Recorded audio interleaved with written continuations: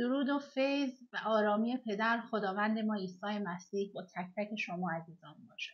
بار دیگه با یک ویدیو دیگه در کنار شما عزیزان هستیم با قلبی پر از اشتیاق و محبت تا بتونیم آنچه را که روح القدس در دلهای ما نهاده رو با شما به اشتراک بگذاریم. اگر امروز این ویدیو رو نگاه میکنیم بدون که هیچ چیزی اتفاقی نیست، خداوند برای تو نقشه عظیمی داره و امروز تو رو شریک این نقشه عظیم خودش کرده.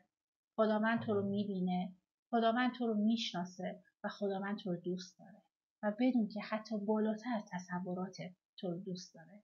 امروز ما اینجا هستیم، من هلمیرا و متیاس از گروه تلگرامی راه حقیقت، فیض و راستی، که با همدیگه بتونیم بخش دیگه ای از کلام محبت خداوند رو نگاه بکنیم و اون حقیقتی که خداوند با عیسی مصلوب پرده ازش برداشته رو با همدیگه ببینیم. امروز ما میخوایم یکی از داستان‌های کتاب مقدس، پیدایش فصل 6 داستان نوح رو با هم دیگه نگاه بکنیم. همراه ما باشید. آمین. شکر برای خداوند، شکر برای پدری که اینجور عاشقانه پسران رو دوست داره. درود خدای زنده بر شما پسران فیض، پسران نیکویی که پدر از داشتن شما خوشنوده. آمین. وقتی که نگاه میکنیم به کلام حقیقت از ابتدای کتاب پیدایش تا انتهای کتاب مکاشفه، میبینیم که پولس میاد در مورد این موضوع صحبت میکنه، برادرمون پولس، و میگه تمام این کلام که کلام حقیقت هست رازی درونش نهفته است که این راز فقط و فقط به توسط عیسی مصلوب آشکار میشه. آمین. آمین. وقتی نگاه عمیق‌تری میکنیم به کلام، میبینیم که در عبرانیان فصل 10 از همون ابتدا وقتی شروع میکنه میگه عهد عتیق سایه است برای عهد تازه. وقتی عهد عتیق رو شروع میکنیم و نگاه میکنیم میبینیم که پدر داره با ما حرف میزنه و میخواد ذات حقیقی خودش، اون چیزی که در درونش هست رو آشکار بکنه. میگه من انسانی خلق میکنم به صورت و شباهت خودم که اون انسان در صورت و شباهت هست که میتونه اون آرامش رو یافت بکنه، اون برکات رو یافت بکنه و حقیقتاً اون چیزی باشه که من هستم. پس وقتی نگاه میکنیم و میریم جلو میبینیم که خب متاسفانه این انسان از مسیر خارج میشه، دور میشه و به نوع جدا میشه از پدر و دیگه وارد اون آسایش نمیشه و اون برکت رو یافت نمیکنه.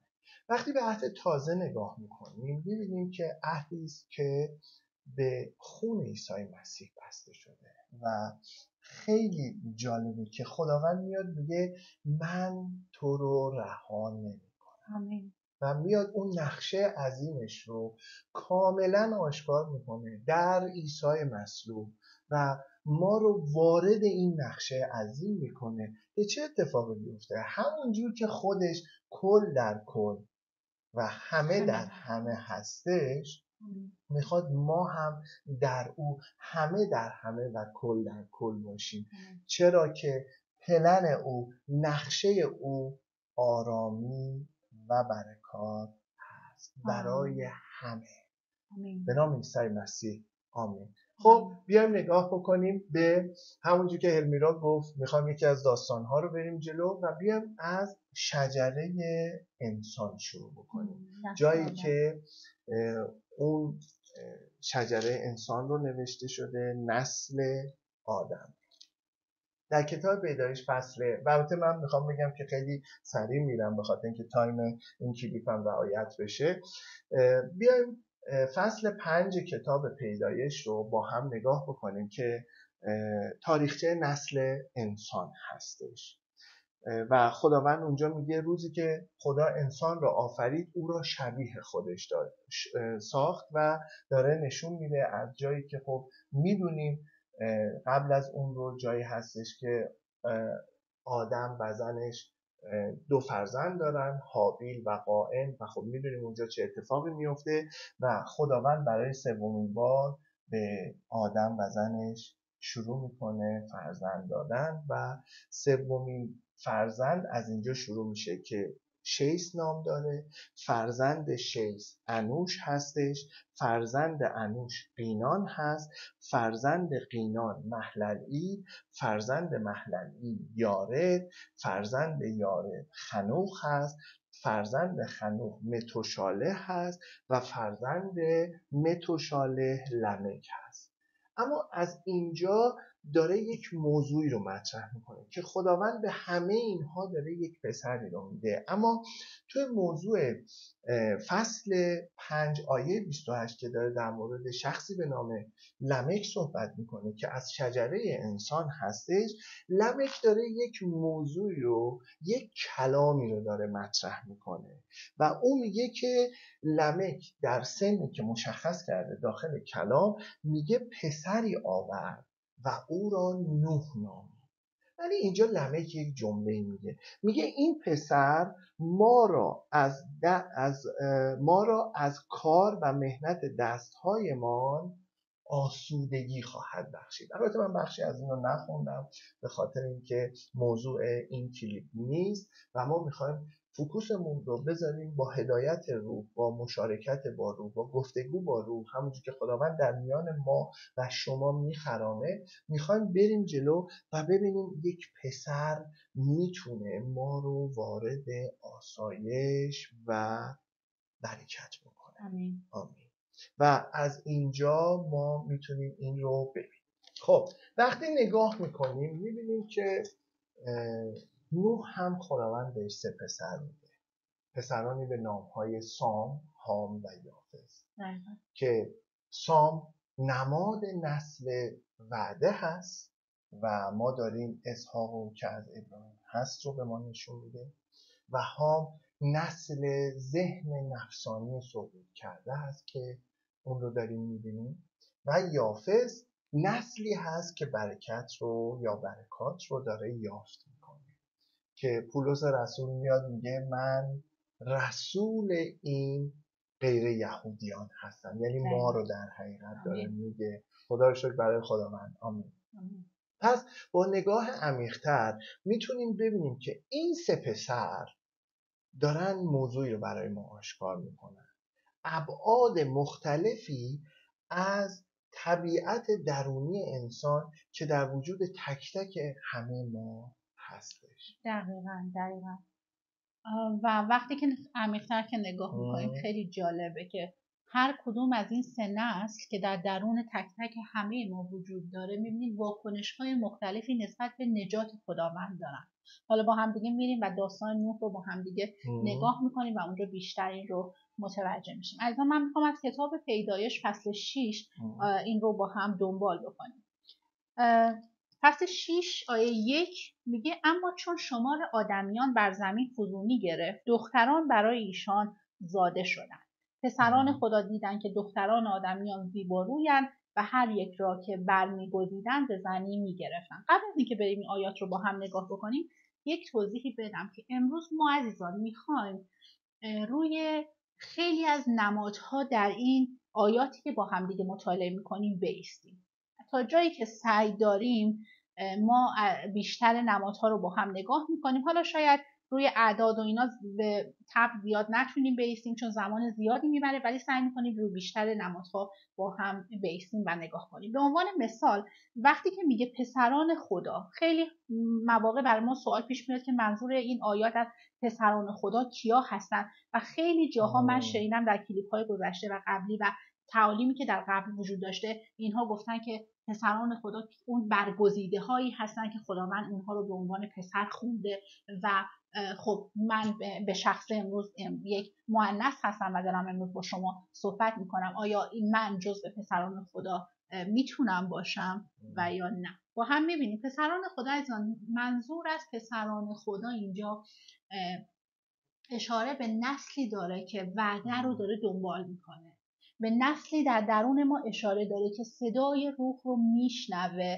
و صدای روح رو داره دنبال میکنه. اون نسلی که داره زایش میکنه و داره تکثیر میکنه، اون نسل در درون ما به عنوان پسران خدا کلام خداوند رو داره صدا میزنه و میگه دختران خدا برای ایشان زاده شدن. اما دختران خدا داره به کیا اشاره میکنه. متیاس گفت وقتی نسل هام رو داشت بهتون معرفی میکرد، گفت اون یک نسل سقوط کرده ذهن هستش. اون نسل داره لختی پدر رو آشکار میکنه. اون نسلیه که داره ضعف رو آشکار میکنه و این رو در انتهای داستان نوح ما میتونیم با هم دیگه ببینیم. پس یک نسل طبیعی، خاکی و نفسانی هستش که در محدودیت ذهن سقوط کرده داره تکثیر میشه و این نسل هم باز در درون انسان وجود داره. و نکته‌ای که اینجا باید وایسیم روش این هستش که میگه پسران خدا وقتی که دختران آدمیان رو دیدن که اونها زیباروی هستن. همین پسران خدا که نسلی که داره در روح بهش اشاره میشه، چشمشون باز شده به ظاهر، چشمشون از روی درونگرایی به بیرونگرایی باز شده و دارن چی رو میبینن؟ نسل دختران آدمیان رو میبینن، بیرون رو میبینن. یعنی همون جایی که ما داریم اشاره میکنیم به این که حوا میوه‌ای رو میگیره و میخوره و اون رو به آدم میده. آدم چشمش به حوا باز میشه و اون میوه رو ازش میگیره و میخوری و شریک خوردن در میوه حوا میشه. و میگه این نسل که پسران خدا هستن دختران آدمیان رو میگیرن و اینها رو به زنی میگیرن. اما عزیزان اتفاقی که این وسط میفته وقتی کلمه میگیرن رو نگاه میکنیم، میبینیم داره یک پیوندی بین این دو نسل اتفاق میفته. یک ازدواجی داره صورت میگیره که اتحاد روح با نفسیه که سقوط کرده، با ذهنیه که نفسانی شده و از این اتفاق و از این ازدواج داره یک نسلی به وجود میاد، یک هویتی به وجود میاد که اون هویت طبیعی و خاکی و زمینی هستش. وقتی که آیه رو دنبال میکنیم، آیه 3 خداوند فرمود روح من همیشه در انسان نخواهد ماند زیرا که او موجودی فانی و روزهای او 120 سال خواهد بود، که باز ما اینجا روی نمیخوایم وایسیم ولی یه کلیات کوچیک رو با هم اشاره میکنیم. این هستش که خداوند در درون انسان، روح خداوند که در درون انسان قرار داره، اونجا جاییه که روح داره اقرار میکنه که من قصدم مجادله با هویت نفسانی نیستش. چرا؟ چون اگر روح به مجادله بیفته باید بره و مثل ذهن انسانی که مجادله‌گر و جنگجو هستش بخواد بجنگه. اما خداوند نمیخواد جنگ بکنه، بلکه خداوند میخواد مسیر نجات رو برای انسان فراهم بکنه. روزهای او که 120 سال هست هم بهش کاری نداریم فعلا توی این تعلیما، نمیخوایم روی اعداد بیستیم. آیه 4 میگه در آن روزگار و پس از آن غول‌پیکران بر زمین بودن. این غول‌پیکران ما دیدیم از اتحاد ازدواج بین روح و نفس سقوط کرده به وجود میاد و غول‌پیکرانی رو داره به ما نشون میده که داره آیه هم بهش اشاره میکنه زمانی که پسران خدا به دختران آدمیان در آمدن. اون زمان و اون عصر رو داره بهمون اشاره میکنه که تکثیر و زایش این غول‌پیکران دلیل ازدواج بین این دو بوده و برای آنان فرزندان به دنیا آوردن. اینان پهلوانانی از روزگاران کهن که داره به قدیم اشاره میکنه و مردانی که نامآور شدن، مردانی که قوی بودن، غول‌پیکر بودن، از اتحاد بین این ازدواج به وجود اومده بودن و برای خودشون نامی آورده بودن و برای خودشون نامی گذاشته بودن. اما اتفاقی که از این تکثیر و از این پیوند میفته توی آیه 5 واضح خداوند داره بهش اشاره میکنه و خداوند دید که شرارت انسان بر زمین بسیار است و هر نیت اندیشه های دل او پیوسته برای بدی است و بس.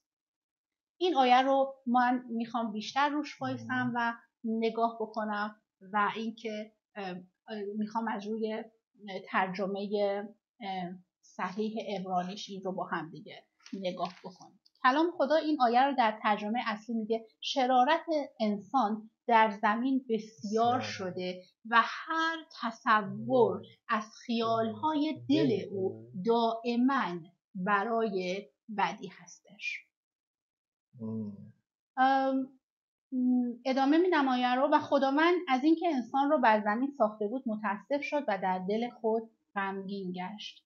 خیلی جالبه، این اولین بار و اولین جاییه که در کتاب مقدس در عهد عتیق ما داریم میبینیم که خداوند داره یک چیز رو میبینه و یک چیزی در درون انسان رو داره میبینه که باعث غم و اندوه خداوند میشه. این فقط عزیزان یک مشاهده ساده نیست، این یک نگاهیه که خداوند داره به درون انسان میندازه و از عمق وضعیت درونی اون داره آگاه میشه و اونجا جاییه که خداوند برای اینکه انسانی که خلق کرده بود که مسیر دیگه‌ای رو بره و اون انسان منحرف شده و مسیر دیگه ای رو داره میره، اینجا جاییه که اینجا جاییه که خداوند در درون خودش غمگین میشه، مثل پدری که وقتی پسری رو متولد میکنه و برای اون پسر نقشه های خیلی عظیمی داره و وقتی اون پسر از نقشه های عظیمش جدا میشه، اون قلب پدر اونجا به درد میاد. خیلی این جالبه. اون شرارت رو یه توضیح بده لطفاً. اتفاقا همین وقتی داشتی در مورد این صحبت میکردی، ما خواستیم که این کلیپ یه مقدار به قول خودمون از تایم زیاد رد نشه. البته چند تا کلیپ هست ولی خود چون مبحث نوح هست و اون اتفاقی که برای نوح میفته نخواستیم بگیم، اما اینجا هرمیرا به یه موضوع اشاره کرد و اون این بود که یک غمی در دل اون نهفته میشه. حالا بعداً در مورد یک کلیپی با هرمیرا خواهیم رفت که وقتی ما شجره‌نامه نسل آدم رو میبینیم، تک تک این اسامی شیس، انوش، قینان و تا نوح همه معنی داره و اون جمله این هستش که وقتی معانی همه اینا رو کنار هم میذاریم میگه انسان مقرر شد به غم و اندوه زمینی، اما خدای متبارک پایین خواهد آمد و اعلام خواهد کرد که باعث نجات خواهد شد. پس اینجا که داره در مورد غم و اندوه میگه، جایی هستش که وقتی ما قبلش اشاره کردیم وقتی به درون میریم این رو میبینیم و خداوند میگه من در درون اون. خب وقتی نگاه میکنیم میبینیم وقتی صحبت از شرارت انسان میشه، اونجایی که تو گفتی میگه که این شرارت رو وقتی نگاه میکنیم و تمامی اون چیزی که در رابطه با این شرارت هست، میگه معانی که ازش میاد بیرون تباهی هست، فساد هست و انحرافی هست که از اون چیزی که خداوند در ذات خودش برای انسان در صورت و شباهت نسبت به خودش خواست و گفت من اینو اینجور میخوام بسازم. به این ساختن خیلی توجه کنیم، چون وقتی میریم جلوتر نشون میده که این شرارت باز میگم در درونش هست و اون قسمتی که در مورد تصور از خیالهای دل اون تصور هم یه اشاره بهش همین رو میخوام بگم و اون فساد باعث میشه که اون صورت و شباهت تجربه نشه. چطور؟ اینو بریم ببینیم. وقتی نگاه میکنیم میگه از هر تصور، چرا اینو ما هرمیرا روش تاکید میکنه؟ با استفاده از اون ترجمه اصلی که از اون آیه خوند، گفت که شرارت انسان در درون زمین بسیار است و هر تصور از هر خیالهای دل او دائما فقط بدی است. پس هر تصور و از هر خیالهای دل او رو وقتی نگاه میکنیم در واژه عبری، تصور یا نیت، اون چیزی که در قلب در زمین صورت میگیره، به معنای اون ساختن هست، شکل گرفتن هست یا اون طراحی هستش که یک انسان داره میسازه. و وقتی نگاه میکنیم میبینیم طراحی خدا، اون نقشه عظیم خدا در صورت و شباهت هست، یعنی چیزی که شبیه پدر باشه، چیزی که از پدر باشه، ولی اینجا انسان داره در خودمحوری از اون چیزی رو که داره تولید میکنه ولی در فساد و شرارت. دقیقا. نکته جالبی که میشه اینجا بهش اشاره کرد این هستش که کلمه‌ای که اینجا به کار برده دائما، این آیه میگه که هر تصور از خیالهای دل او دائما و پیوسته برای شرارت یا بدی هستش. یعنی دائما داره این نسل تولید میکنه. چرا داره تولید میکنه؟ چون در درونش اون حوایی که ما در کتاب پیدایش و آدمی که ازش شناخت پیدا کردیم دیدیم که حوا کسی بود که باید با همسر خودش یا آدم پیوند میخورد و یک نسلی رو به وجود می آورد. اینجا حوا نماد ذهن سقوط کرده هستش